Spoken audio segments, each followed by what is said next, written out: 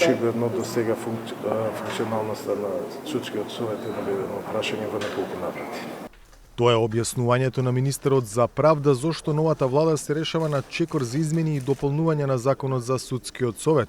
Според Игор Филков, така ќе се обезбеди независност и професионалност на ова тело задолжено за избор и разрешување на судиите, а кое во изминатиот период го потресува неколку скандали, од доставка на неколкумина членови до незаконското разрешување па враќање на претседателката на Советот, што е натера самата Европска унија да прати оценска мисија за да ја утврди реалната ситуација.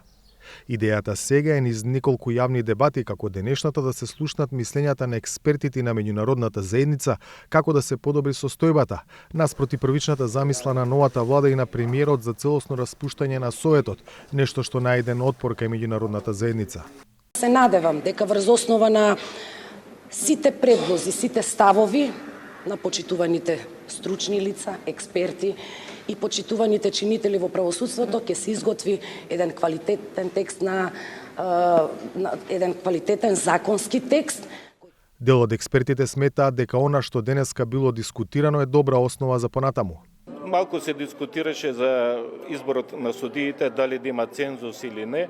Мислам дека треба кандидати за член од редот на судиите за судски совет треба да бидат оние кои што се најдобро оценети.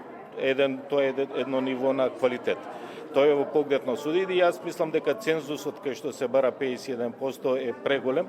Што се однесува за вториот дел, дека сега веќе се предвидува и порано се предвидуваше, ама никој пат не се пременуваше од делот на собранието и од делот на председател што предлага 2 и собранието 3 да може да бидат и адвокати, да може да бидат и универзитетски професори и истакнати NGO од невладиниот сектор правници кои што има 20 години искуство. Тоа е добро, некои работи ги прецизиравме, али една добро разведрување би било да влезат и универзитетските професори по право во рамките на судскиот совет.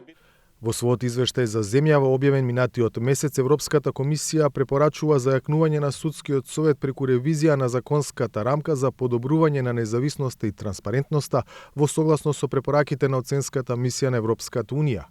Од вкупно 40 препораки, 17 се однесуваат токму на функционирањето на судскиот совет, додека за останатите 23 неопходни се интервенции во неколку закони, но и во Уставот. За Гласот на Америка, од Скопје, Владимир Мирчевски.